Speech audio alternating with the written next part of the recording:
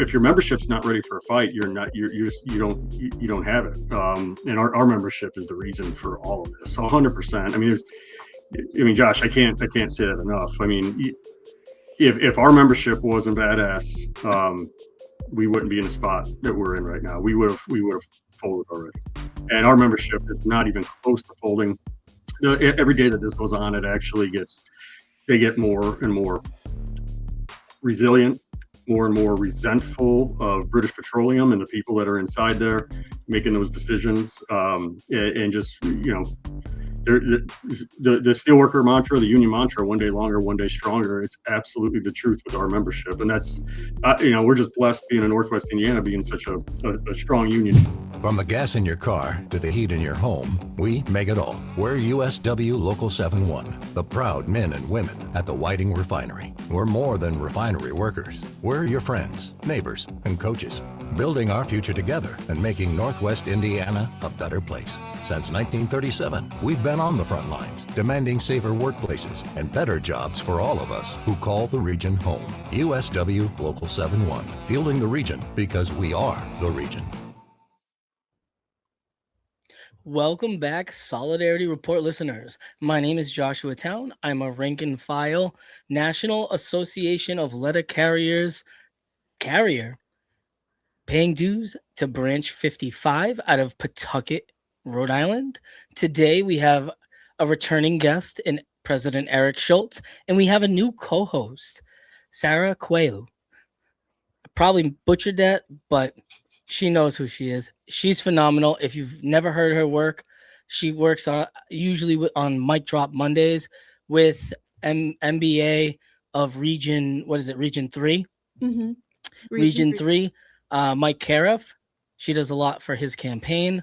So welcome aboard, you two. Thanks for coming on. Thanks for co-hosting with me. Sarah, give us a little background on yourself. Sure. I also am a member of the National Association of Letter Carriers, Branch 825 in Oak Brook, Illinois. We have about 69 offices that range from the border of Iowa to near the Chicago suburbs. So, yeah. Sweet. Thanks for coming on. And Eric, welcome back.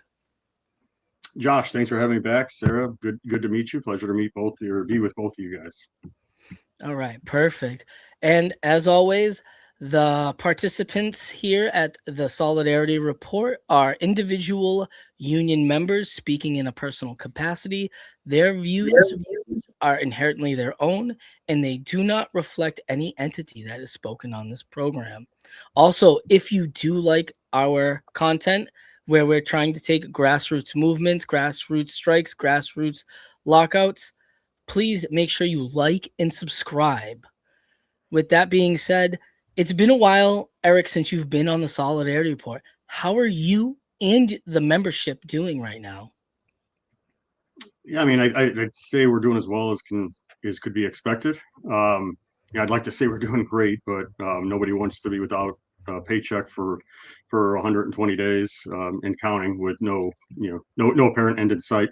But morale's good. People are very frustrated for sure. People just want to work. Our members, we've got a really good membership. That's a really good workforce out in the refinery. They don't want to be locked out. They don't want to be on strike. They want to be out there working because, most of us, let's face it, whether you like it or not, most people work to live. They don't live to work, and our people just want to get back to work so they can enjoy and better, some of the better times with their families. For certain. So it's been about 120 days, you said. So that's about 4 months now going on. That's absolutely wild. Now, how is that impacting and shaping your younger members? The younger member thing is something that I've heard for years, ever since I've been on the union board. That's been something that's always been a concern for some of our more seasoned, more senior members. I don't subscribe to, younger versus older members having different views on unions or unionism. Actually, if anything, I think studies will show you that younger people right now are more favorable to unions than people 10 years ago were. So, I mean, our younger members, they're they're they're just as tough as some of our senior members. You know, and they've got a lot less to go on, which makes it even tougher on them. Right? They don't have the, you know, when we hired in, a lot of the old timers would tell us every paycheck, put a little bit of money away for your strike and defense fund just in case. Hopefully, you never need it, but if you ever need it, it's there. You know, so these people that have only been here for, you know, less than 5 years, they haven't really had the opportunity to put that money away. So it is more difficult on the younger members. And I'm not seeing any difference in solidarity from younger to older. If anything, our younger members are more fired up, or just they got a lot of ideas. They got a lot of creative ways to suggest us, you know, for us to get out in the public and move the needle on things. So I think the younger members, it's kind of a baptism by fire for, you know, I know it's cliche, but it really is. I mean, how else, if you're a union member and you don't go through a strike or a lockout in your entire working career, God bless you. I'm happy for you. But really, on it, like going through one, to me, it gives you a little bit of, gives you something that you wouldn't have if you didn't otherwise, right? Yeah, and the last time you and I talked off the record, we were talking about a little bit about how those younger members are going to be sharpened and they're going to be, you know, very strong unionist people going through this at a young age and being able to understand what it's like to scrap and what it's like to be locked out from a contract, saying, no, no, no, no, you can't work. And fortunately for Sarah and I, we won't have to go through that, even though our last contract took 700 days to hit arbitration and go through expedited arbitration, and we ended up with what we ended up. So it's been crazy. You know, we tried to drum up some community support, didn't we, with the Fight Like Hell rallies? Yes. What does the community support look like for you guys? The community support's been amazing. But before that, just to go back to what you're saying with your guys' situation, you know, between state employees, federal employees, just the bargaining rights that have been stripped away from people, and the you know, the way legislation, the stroke of a pen, has made it almost impossible for some people. I mean, we're in the state of Indiana, and teachers in the state of Indiana just absolutely have been gutted by legislation. The teachers union has. So that's something that we all need to continue to work to try to change. You know, who's elected, or the people that are elected, how they feel about our public unions, because it's an absolute shame that there's nothing that you could do. But as far as our community support, it's been absolutely amazing. We still continue to get donations every day, whether it's a $10 check from a retired member in Arizona, or it's a few, you know, a couple bags of sandwiches from a lady down the street that's just, you know, handing them out to the picket line. It's been amazing. Restaurants, businesses have been amazing. Since the last time we talked, I think the biggest a couple of the biggest stories that we've had were we had our 4th of July parade here in Whiting, Indiana, and we had a member, Joe Torino. He had been pushing like, hey, let's walk in it, let's get some people together for it. And I said, hey, if you can make sure we get enough members, we're 100% behind it. And he was able to get enough people, and we had a great walk. And from the very beginning, as we started walking, we were getting cheered the entire parade. At times, people were standing up, giving standing ovations. At times, just organically from the crowd, there started to be chants of "BP sucks, BP sucks," as well as some other things that I don't want to say on the podcast. And it was just coming from the crowd, and that was from start to finish. So the community support's been absolutely amazing. We just had recently the mayor of one of the cities that touches our refinery, our tank fields, are in the city of Hammond, and Mayor Tom McDermott. When he found out that their festival committee had accepted a donation from British Petroleum, he kind of lost his mind and immediately reached out to me, and we talked about it. And he said, you know, he's gonna give that money back. He's 100% in support of us. So they gave that money back and made it very public. And then shortly thereafter, we've got a pretty fun festival up here in Whiting, Indiana, called the Pierogi Fest, that has turned into a destination where people from all over the country and even people from Poland and places in Europe come out to this festival. They returned British Petroleum's donation as well, and they said that they're going to set up donation cans throughout the festival and on the buses to support the locked out workers. So the community support's been absolutely amazing. We just had one of our counties, the county that the refinery resides in, the county council passed the resolution unanimously, bipartisan, 3 Democrats, 2 Republicans, unanimously to support us and call on British Petroleum to end the lockout and get to the table and bargain a fair contract. So it's been excellent. Right. I hear USW 71 are gaining political allies speaking up, specifically Frank Marvan. Congressman Marvan, he's been in our corner since before day one. People getting more vocal, and this is stuff that, I mean, it really takes a long time to prepare. So it's not that some of these people are just now speaking up. There's just a lot of talk in the first few months over what's the best avenue, what's the most effective way to do things. But Congressman Marvan's been, he reaches out frequently just to make sure, to see how things are going. So yeah, Congressman Marvan is a member of the Labor Caucus in Congress, and we flew out to Washington D.C. and he had organized a press conference with the Labor Conference, where congressmen and women from all over the country rallied behind us and called on British Petroleum to end the lockout and return to negotiations, fair negotiations. So yeah, we've had political allies from the left, from the right. It's pretty much, there's not many people that are supporting the oil corporation in this case right now. Oh yeah, I think Maddie in the back has a clip for us to pull up of Frank speaking. Matt, you got that clip? Mr. Speaker, I rise today in solidarity with the hardworking men and women of the United Steelworkers who have been locked out of jobs for almost 2 months at the British Petroleum in Whiting, Indiana. Since day one under the administration's Project 2025, we've seen attacks against organized labor, the gutting of the Department of Labor, and a National Labor Relations Board that only sides with corporate interest. At the same time, an estimated $8 billion hydrogen project at the same British Petroleum facility was canceled after the administration demanded that the tax credits be removed in the Republican reconciliation bill to offset tax cuts for corporations and the most wealthy.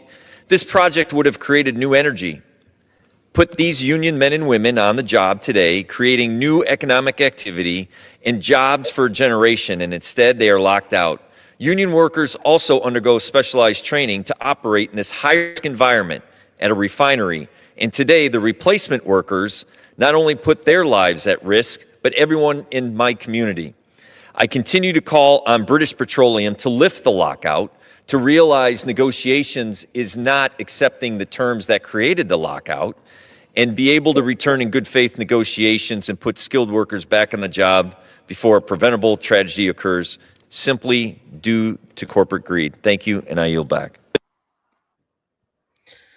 So yeah, it seems like he's speaking up in Congress for you guys, and speaking up and in the parts that matter. Also, I think there's another clip that we had where he was fired up and speaking to the people. I believe this was at your rally in front of the BP headquarters in Chicago, if I'm not mistaken. What I don't want to go unnoticed is what this fight is about with British Petroleum, an offshore company. It's not only about gas and national security and jobs, but they locked us out. And here at their corporate headquarters, there are children here holding a banner. It's about the kids and the children of the employees and the men and women that you locked out. Look out your windows, put your lattes down, and understand, from Whiting to Washington to Chicago, we are not going to relent. The lockout will not drive fear. The lockout is demanding us or wanting us to show fear. If you sat by yourself, if you were alone without the strength and the solidarity of a union, you might be scared. They want you to think about your mortgage, your rent, your heating bill, your electricity. They want you to think about the children's next day in school. But what they cannot do is take away our solidarity and our union. The lockout will not divide us when it comes to the solidarity, because if you sat by yourself without the power of the union, you would have fear. It will not, the lockout also will not take away collective bargaining. That table was earned by the blood, the sweat of future and past union members. Collective bargaining is something that we will stand up for and not relent. British Petroleum in the last quarter made $3.2 billion. $3.2 billion in the first quarter of this year. They thanked the Whiting steel workers and employees for getting that plant back online for those profits. Because when it was down because of a fire and because of an incident, 2 weeks later, it was the steel workers who had the training and the expertise to bring that back online. And so, not only did they profit $3.2 billion, but they have $25 billion cash on hand. So what I am saying, negotiate, end the lockout, and get back to the table in good faith and be honest brokers. And I call upon the administration.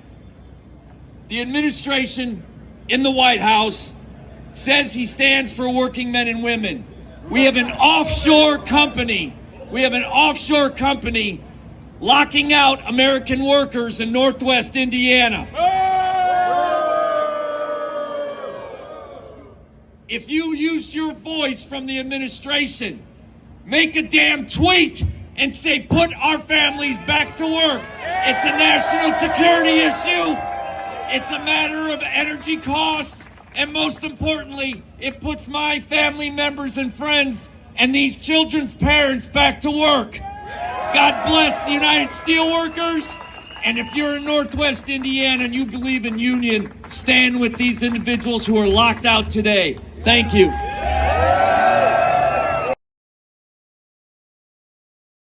Yeah, so that was pretty inspiring. And that was at your, I believe, the rally on the 26th of June, if I'm not mistaken, right? Yeah, we we had a rally in downtown Chicago at the British Petroleum corporate offices, where executives and traders office space is, and it was, I mean, it was again, the community support, the union support from other unions. The Chicago Federation of Labor had a large presence there, had helped get a good turnout. The Chicago Teachers Union, this United Steelworkers from all over the country showed up at that rally. So it was a very inspiring event. And Congressman Mervan, as he typically does, like, he gets it. He understands what this fight's about, and he did a good job, as well as I mean, most of the speakers I thought were excellent. Yeah, I mean, I know we did a little bit of a promo. Maddie in the back saw what was going on, and he was like, let me do a promo and add a whole bunch of context to it. And so I know we're doing the small things that we can do, especially being so far away on the East Coast. So I'm glad to hear that that rally did go well. But another thing that I find interesting too is Governor Braun was on your line earlier when we spoke the last time on the pod. Have you maintained communication, or has there been some support with Governor Braun still since the last time we spoke? Yeah, absolutely. I'd say weekly or every other week communication with the governor's office. There's still a long way to go as far as support that we can receive, and I'm still maintaining optimism that that we're going to be able to see that come to fruition. In the immediate term, I mean, I will say that in the state of Indiana, receiving unemployment for while you're locked out is it's not necessarily a given. It's probably a 60-40 that you're not going to receive it, if not worse. And we have been granted unemployment insurance in the state of Indiana, and I do credit the governor's office for intervening to help ensure that. We had a meeting this morning. Actually, the governor's office arranged a meeting with the Secretary of Energy for the state of Indiana, along with the governor's chief of staff and some political representatives, and we got an update on what was going on and what paths forward. And I think we'll see. You don't really want to can't speak too much about what happened at that meeting because a lot of it's still in the works. But I think we are going to see. I'm optimistic that we'll see some productive discussions come out of that. So the last yeah, I mean, I'm sorry, but I mean, I mentioned this last time, but I'm going to say it again. Like this, the governor, I do believe, after talking with him, this is not a political issue. This isn't a Republican Democrat issue. It's not a left right issue. This is right or wrong.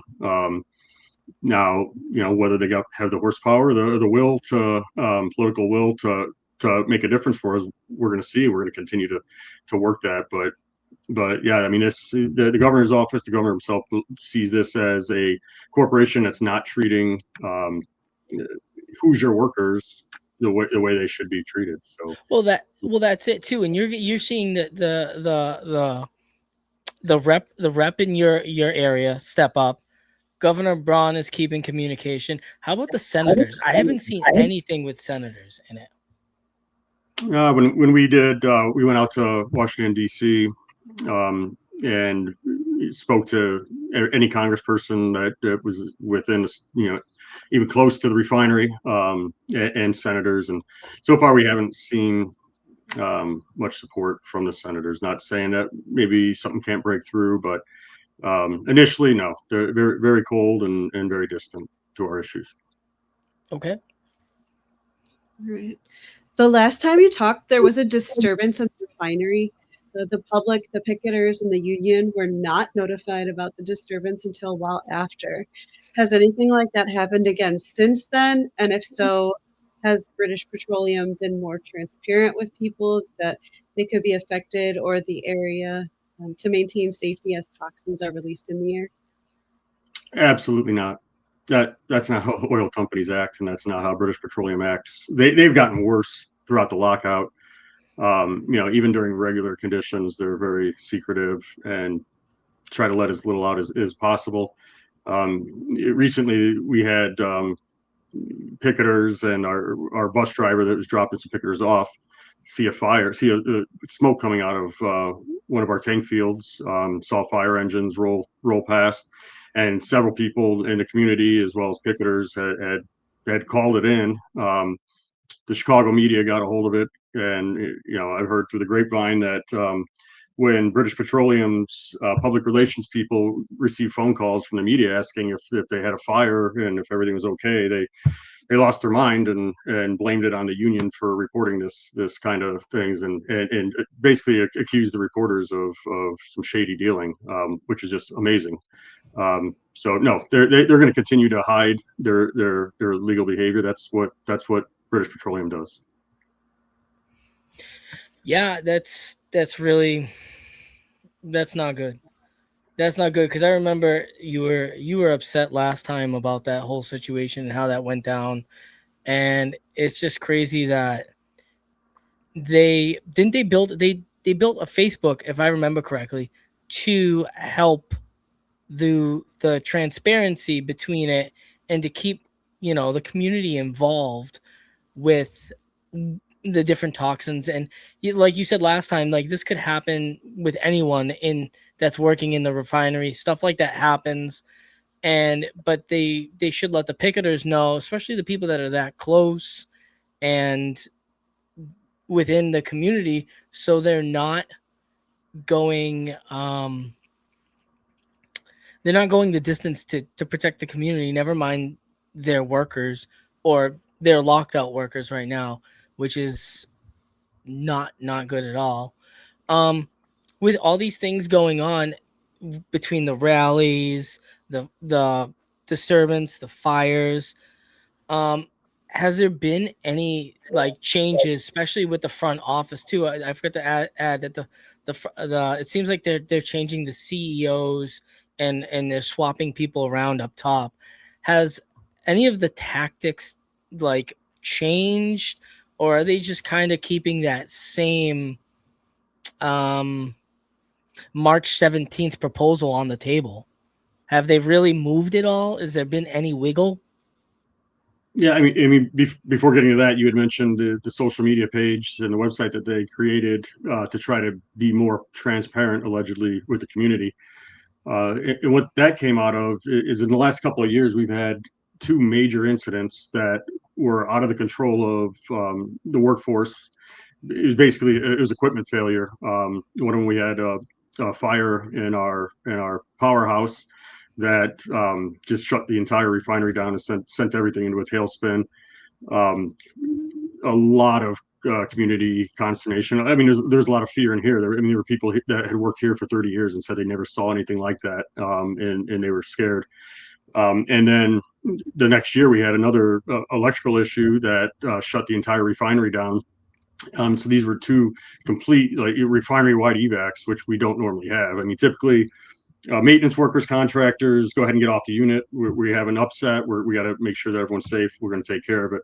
These issues were so big that the horn, the evac horn that was sounded was even BP personnel. Get the hell out of here. We've lost control, and the community, rightfully so, had lost their minds. And British Petroleum did the lip service and created this Facebook page and tried and claimed that they were going to work with the county and with different municipalities to put word out. But it's all lip service. They haven't done during the lockout. They've been tighter lipped than ever before.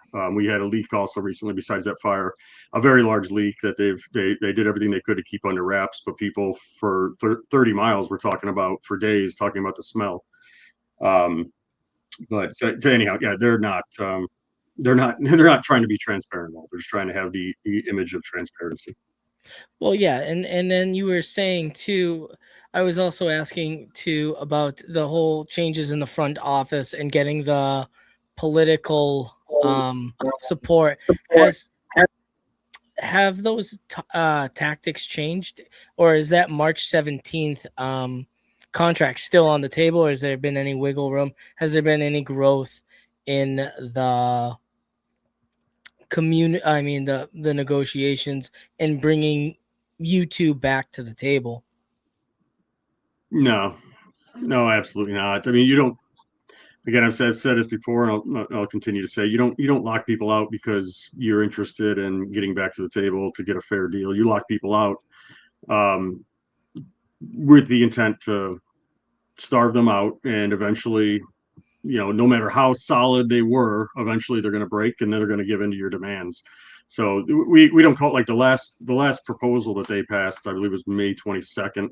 Don't even call it as a contract proposal. It's a ransom letter. That's all this is. It's a ransom letter, and they're saying these are the terms of the ransom that you have to pay if you want to get back to work. And I don't anticipate, unfortunately, that to change anytime soon. They made this decision years ago when they hired Jordan Marks. This is the guy that did the exact same thing in Beaumont, Texas.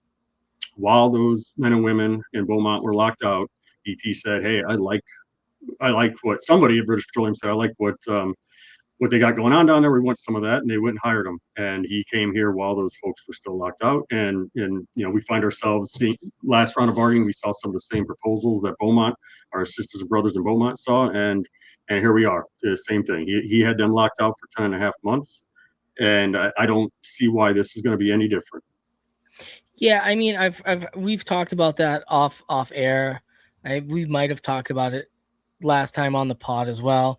And actually, I have some friends within the labor movement down in Texas, and I was talking to a couple of them, and we were talking about, you were coming back on to give us updates and talk about those things, and it got mentioned. And the first thing that my brother Tavita said to me is, he's like what happened in Beaumont, and I'm like, the same guy that did that is doing that to these guys. And he's like, and that's unfortunate. It's crazy how one person can change a workplace and change people's lives, people's family structures, and what they're doing with their careers. I'm sure you've shed some members, and because it's just everything's so tight. I couldn't imagine going without a paycheck for 3 months. That's insane. I mean, and Josh, to me, the worst thing about it is he does it with a twinkle in his eye and a smirk on his face. Yeah, I'll leave it there. I'm not going to go into my feelings about Jordan. But no, it's. I mean, you're starving people out. Like, it's a intellectual exercise. These are real people here, and they don't care. Like, it's a means to the end. And some of these crusaders that we have. I feel like most of the people, salary people inside the refinery, don't appreciate what's going on right now, but they're just stuck. We do have some crusaders in there who think that they're fighting the holy fight for Mother London, or whatever the hell they're thinking they're doing. And Jordan's one of them. So is our plant manager, Chris Delafranco, our maintenance manager, John DeAndre. We've got some crusaders for the mother oil company, and we'll see if they prevail. But it's just sickening to me that you just do this and you just feel like, well, this is just something that, it's just a means to an end. It's absolutely despicable. Yeah, and Sarah and I were talking earlier when she decided to hop on this, that she went back and she listened to it, because me and her were going back and forth. She's like, I remember some of it, and then she called me after and was like, oh my God, the people of London. Didn't you, Sarah? Yes. How are the members doing that were searched? Like, I thought you said they were like strip searched and like. Yeah, we sent a small group of our members to London to the shareholders meeting. We all own shares of British Petroleum.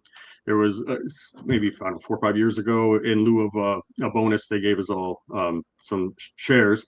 So we all have a right to go to the shareholder meeting, and we exercised that right. And several of us, everybody got harassed the entire time that we got off the bus.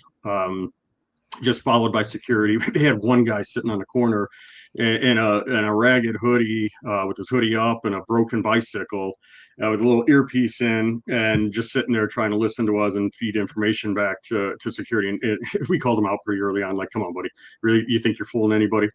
The time that we went in through the metal detector, we had our vice president Sean got pulled off into a side room and got strip searched, literally. Vinyl gloves, hands down the pants. I'm going to watch my mouth. It's a shareholder meeting, really. What do you think he's got that a metal detector didn't have? And it was pure harassment. Mike Smith, who's the head of national oil bargaining for the steel workers, he got pulled into another room. He had just come straight from vacation because he had plane flights delayed, like multiple. It was like hell getting there. So he came straight with his bag from the airport. They pulled him into a room, started rummaging through his bag, pulling out prescription medications, taking pictures, pulled out credit cards, took pictures of his credit cards, and finally he just lost it and said, "Give me my shit back. I'm getting out of here. Enough of this." So he left. And I ended up not getting in, got kicked out along with a couple of other people. The people that did go in got followed by security the entire time, including 2 of our women that were in there that got up to go to the bathroom, had security guards follow them into the women's room. It was just absolutely disgusting that your own employees and your own shareholders show up to vote at a shareholder meeting, not even have a speaking part, just to vote, and you just completely harass them and just belittle them and make them feel the way that they did. It was a shocking experience. It was a disturbing. It was definitely one of those experiences where you went back to the hotel and you had to shower a couple of times and brush your teeth a couple of times and try to, like, what the hell just happened? But after it was over, I think we're all kind of better for it, because now we understand exactly who the executives at British Petroleum are, or were. Back to your question with the topsy-turvy. I mean, what's today? It's Friday, the 17th. I haven't read the Wall Street Journal. Did they replace anybody on the board today? Did they replace the CEO today? Because it seems like every other week they're throwing somebody off the board, or there's scandal after scandal, and it's a ship. It's a rudderless ship that's just lost at sea. And I hope that, the next regime grabs hold of the wheel and actually rights this ship. And maybe they'll fix this. Maybe they'll step in and say, what the hell are you guys doing out there? But I don't have any faith in that whatsoever. We'll see if it happens. Well, I mean, it's like it seems like they haven't learned from all the past things that they have done between, the Gulf of Mexico oil spill there and all the things, and they try to run lean, and then, the government gets on them, they tighten it back up, like you say, and then they run lean again. It's just crazy. But speaking about, I'd argue that they have learned. They've learned how far they can push the limits, and how little they'll do as little as possible to satisfy public opinion. They'll do as little as possible to satisfy congressional or presidential opinion. And as soon as people turn their eyes off them, they're right back to doing the same criminal shit that they've always done. That's British Petroleum. That's how they are. They've learned. They know exactly what they can get away with. And until people hold them accountable, until politicians hold them accountable and the public holds them accountable, they're going to continue to do it. They're not dumb.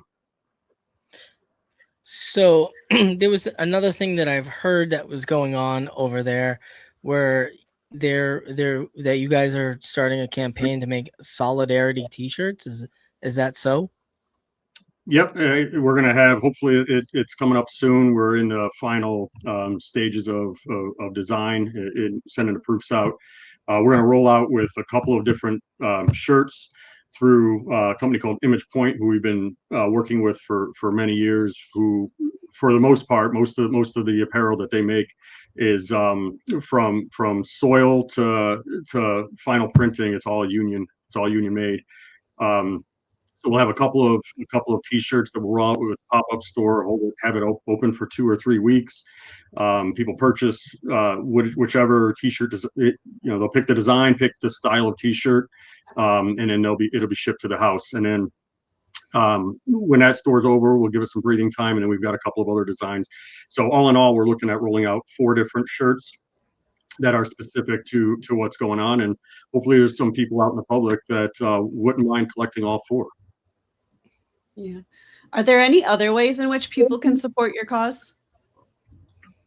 Yeah, absolutely. We've got there's an Amazon store, and I know I hate saying it on a union podcast, but there's a community group that set up an Amazon store where they listed everything from formula and diapers to grocery goods and toilet paper, things like that. And people can just go in, click on a few different things, and it'll get shipped right here. And again, I apologize that it's an Amazon store, but it was a community group that set it up for us, and it has been tremendous. Like, we continue to, every day we do get deliveries of things. We've got a website that we set up called supportoilworkers.com, where it lists different ways that people can help out, whether it's you want to jump on a picket line with us, or you want to buy some meals, or you want to donate. We could send, we'll have checks. You could send a check mail it to us for our strike and defense fund, and then I'll go directly to help support the locked out men and women. I've also heard about a poker run. So what is this event? Yeah, so the Steve Minchik, a friend of ours from the Northern Indiana Area Labor Federation, he's also a steel worker. He had reached out and said, "Hey, interested in helping you guys out any way I can. What do you guys think about doing some sort of a bike ride?" So we've been working for the last month and a half on putting this poker run together. Steve's been doing a great job. There's been a lot of people that have thrown their weight behind it, but so we're going to have a poker run that's going to start off at United Steelworkers Local 6787 in Chesterton, who they're volunteering their hall, their staff to help us. They'll run the registration for us, and we'll hit a few spots and end up at a local restaurant in the area and do some prizes and things like that afterwards. We have an opportunity, people can sponsor. So whether if you can, either if you got a bike or a classic car, you just want to participate, there's opportunities there. If you just want to donate $10-20, there's an opportunity. There's an Eventbrite page set up for that. And then also we've had some other locals from around the country say, "Hey, we can't be there, but we'd like to sponsor." So we do have a registration sponsorship that if people would like to get their company's name, their local's name, or their, you know, whether it's someone running for office, whatever, if you, it's $200 sponsorship, and then we'll have that on our, you know, all of our literature.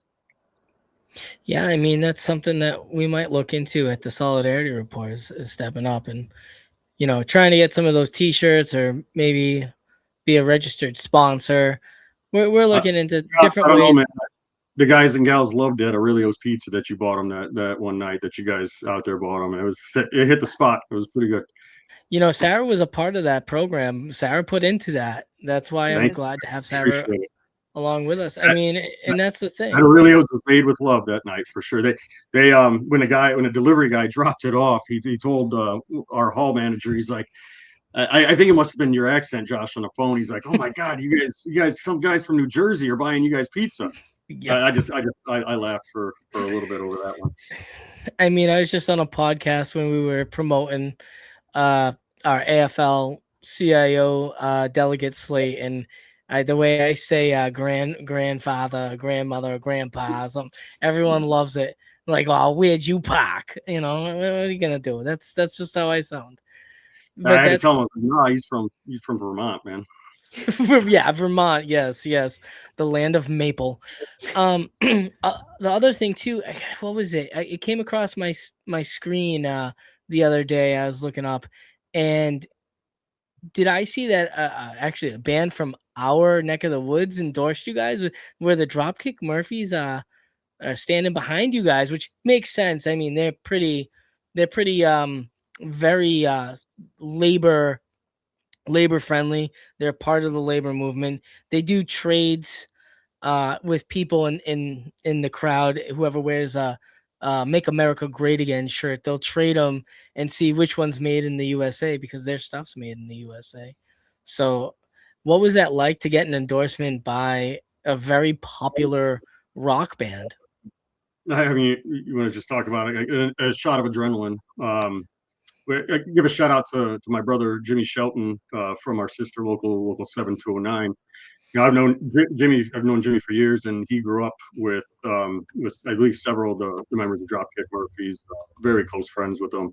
And when we had this video from that 4th of July parade that I was telling you guys about, where we were getting standing ovations and whatnot, we had some pretty good video, and like, man, the music that was set behind it was just it was good, but we were just looking for something a little bit better. And I reached out to Jimmy. I was like, "Hey, you mind reaching out to your buddies and seeing if they would go ahead and, you know, unleash the copyright so we could put that behind, put it in the background on our YouTube video."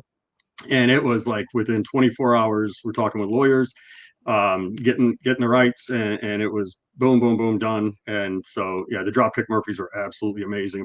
They're like, yeah, of course we'll do that.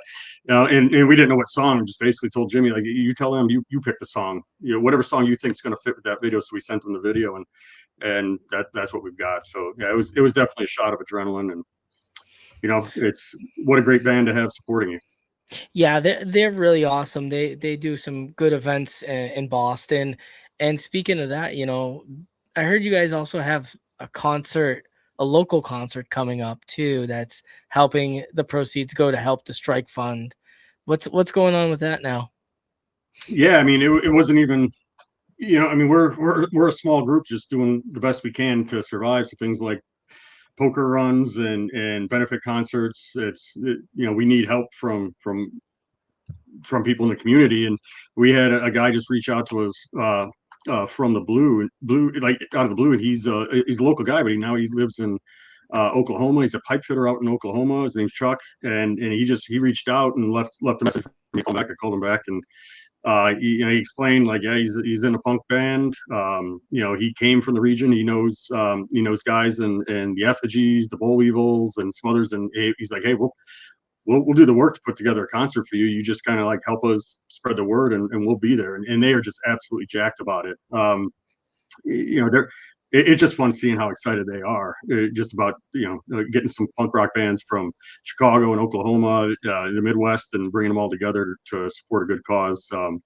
The concert venue, Avenue 912, the owner is donating that space for free.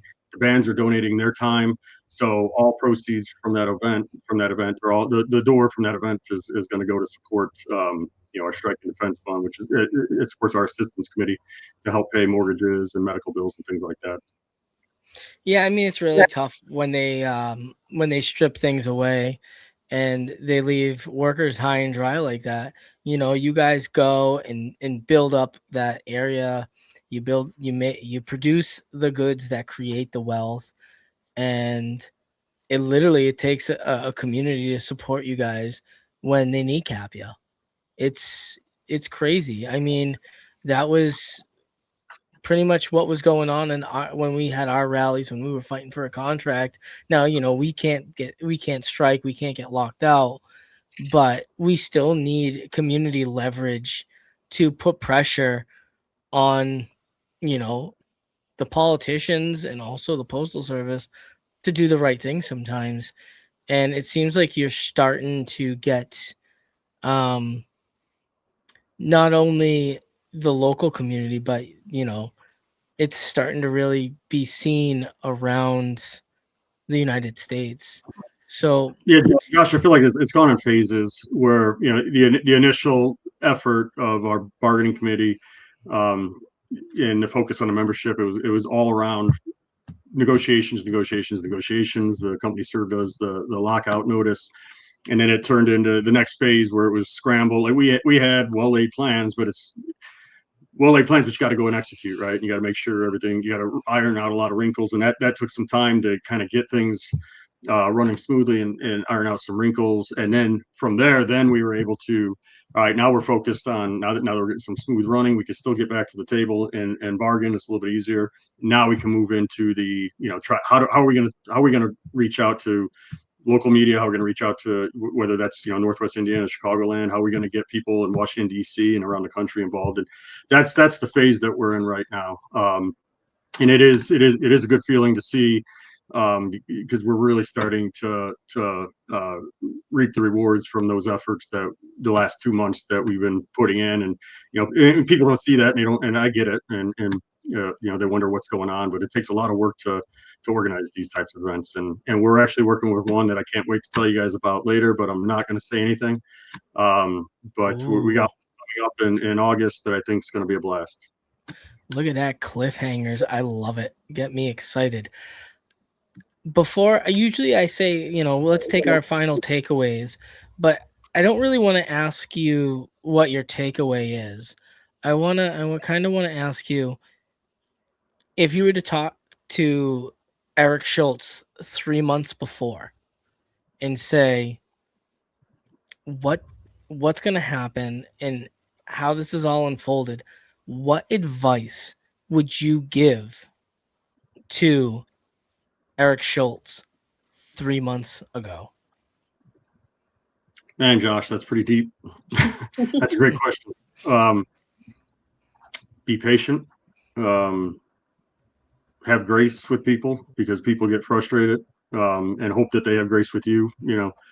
We're all stumbling our way through this as best we can. There's not a single person out here that's not negatively impacted, and we all do our best to keep smiles on our faces and try to stand tall and walk tall. But everyone's struggling with their own, personal issues right now. So to me, it'd be patient with people, and show grace to people, and be thankful. Make sure that you're making it very clear that you thank the people that are helping you. I think that's something that I would definitely tell myself.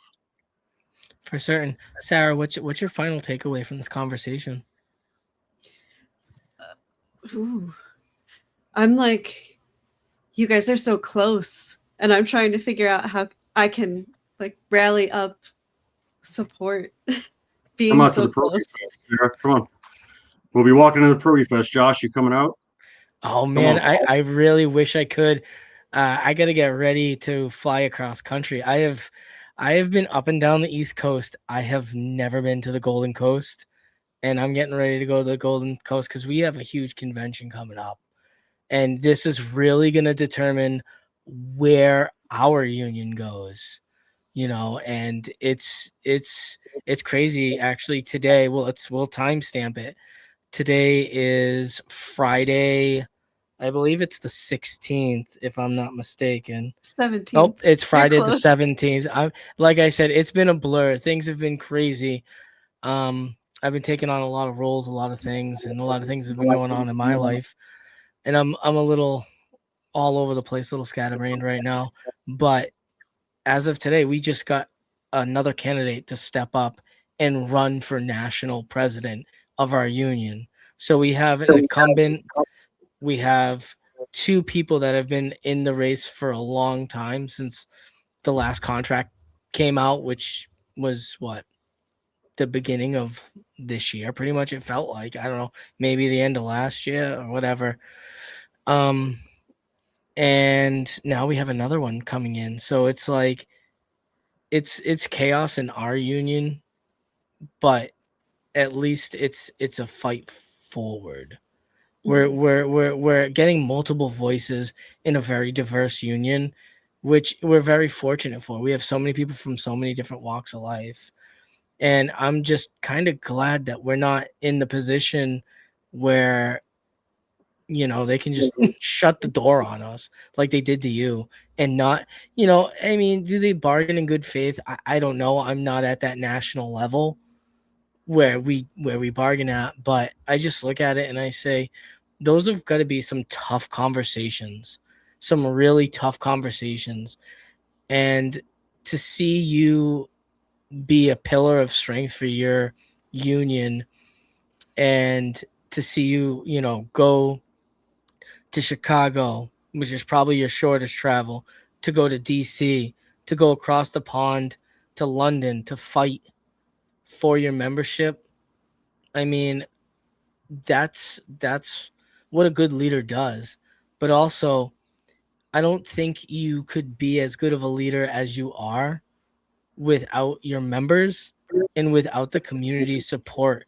The solidarity that's coming your way has really helped you be that leader. You know what I'm saying? Like, Josh, 100%. It's nothing. I appreciate the compliments. You're flattering, but you're over the top on it. no, I don't. I don't think I am. I don't. I think you are humbling yourself, my friend. You are put into a really tough circumstance, and you're Before you enough of compliments. I was my predecessor before me used to say you got to know as you're pulling the Iraqi army behind you or the American army behind you, as a tale of two different worlds, and that's 100% the truth. It's our membership.